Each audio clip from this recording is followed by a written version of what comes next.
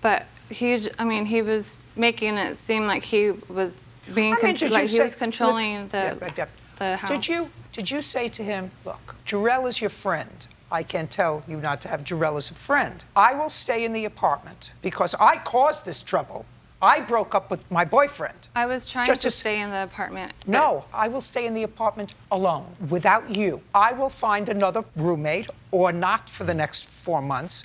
I will change the locks to preclude him from coming in because he's not on the lease, and I will enforce that. Did you give him that option of you staying and him moving out? I tried to get off the lease. No, that's not what I'm saying to you. Not for you to get off the lease.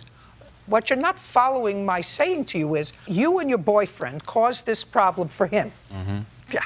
You and your boyfriend, the intention was the three of you to live together. He's obligated on a lease. You two have a fight. He gets stuck paying the rent. So what I'm saying to you is you can listen. You're not having your listening ears on. Your mother? Yes. Yeah. Witness. Well, you're not having your listening ears on, and you don't talk to me from there.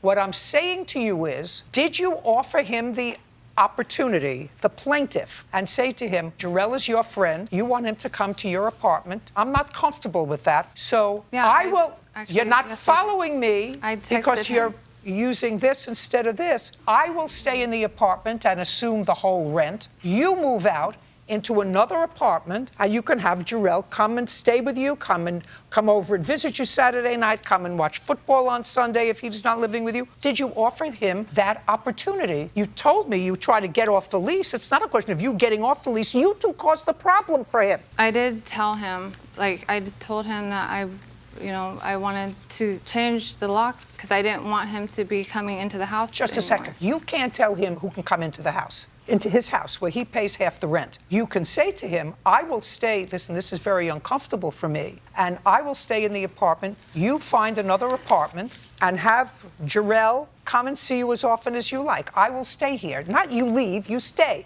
and pay the rent. The lease says that because we've signed the lease together, they have to have a matching financial...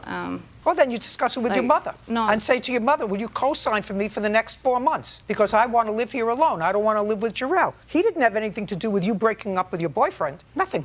I told him that I wanted to get off the lease. Well, that's not what I'm saying to you. Not you getting off the lease. You staying on the lease, staying in the apartment. He moves out and takes Jarrell with him. I had a restraining order on him, and he was harassing me, and he was just like... Did you have a hearing on a restraining order? Did you have a hearing on a restraining order against Jarrell?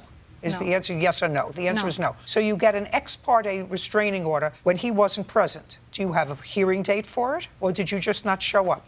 I didn't show up. Well, that's the answer. Then I'm not interested in it. What I'm telling you is he's entitled to his 4 months' rent. Did you move out 4 months early? Yes. What? Can I stand up? Sure. Okay, just make sure I'm doing it right. Jacqueline has evidence from management that... Yeah, show it. No. Don't show me anything. She has evidence from management showing that Jackie did, on multiple occasions, go to the office and ask to have meetings to get her off the lease. That's how it works. Now, listen to me. You're not following me.